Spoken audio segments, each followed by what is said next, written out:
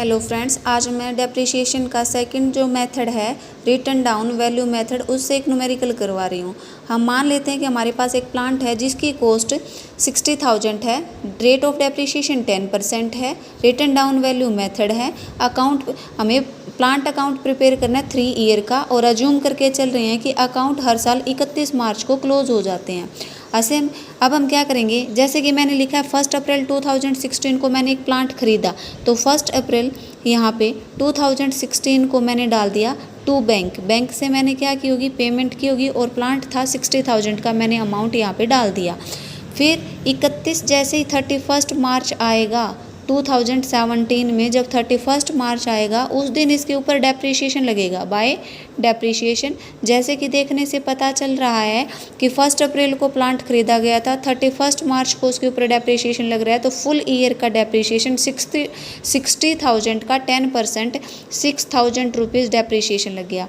अब 31 मार्च को मुझे अकाउंट क्लोज करने हैं, तो बाय बैलेंस CD करके मैंने अकाउंट को क्लोज कर दिया। 60,000 में से 6,000 को जब लेस करते हैं तो 64,000 का यहाँ पे बैलेंस आ गया, और जब मैंने टोटल किया तो 60,000 बैलेंस हो गया, और यही सेम बैलेंस डेबिट साइड में भी 60,000 हो गया। तो डेबिट और क्रेडिट इक्वल हो गए। जैसे ही 2017 की 1 अप्रैल आएगी, उस अप्रैल को जो बैलेंस मैंने यहाँ पे CD किया था उस बैलेंस को मैंने यहाँ पे टू बैलेंस BD कर दिया, और कितने का था 54,000 से मैंने BD कर दिया। अब 2018 की 31 मार्च को उसके ऊपर फिर डेप्रिसिएशन लगेगा बाय डेप्रिसिएशन, और डेप्रिसिएशन अब रिटर्न डाउन वैल्यू मेथड है, तो जो वैल्यू डाउन हो चुकी है उसके ऊपर लगेगा। 54,000 के ऊपर 10% से 5,400 रुपीज़ डेप्रिसिएशन लग जाएगा। 31 मार्च को अब मुझे अकाउंट फिर क्लोज करने हैं, बाय बैलेंस CD से अकाउंट क्लोज करूँगी।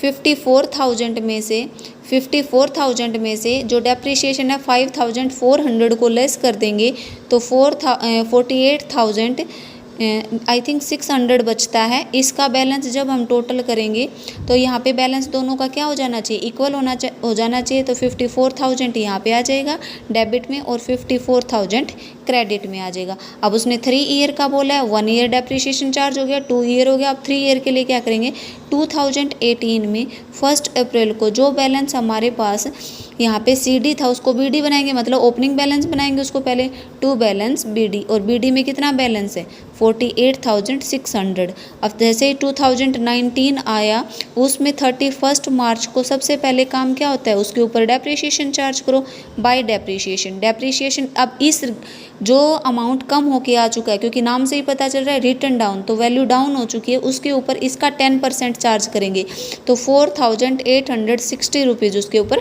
डेप्रिसिएशन लग गया। 31 मार्च को 31 मार्च को हम क्या करेंगे, बाय बैलेंस CD करेंगे, जो कि 48,600 है, उसमें से 4,860 को लेस कर देंगे, तो हमारे पास अमाउंट आता है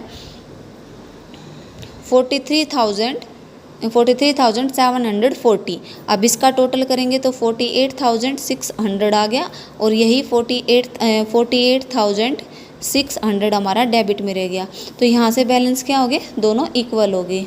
ये था हमारा रिटर्न डाउन वैल्यू मेथड से डेप्रिसिएशन का क्वेश्चन, जिसमें हर साल प्लांट की वैल्यू जो डाउन हो जाती है, जो कम हो जाती है, उसके ऊपर डेप्रिसिएशन चार्ज करे थे।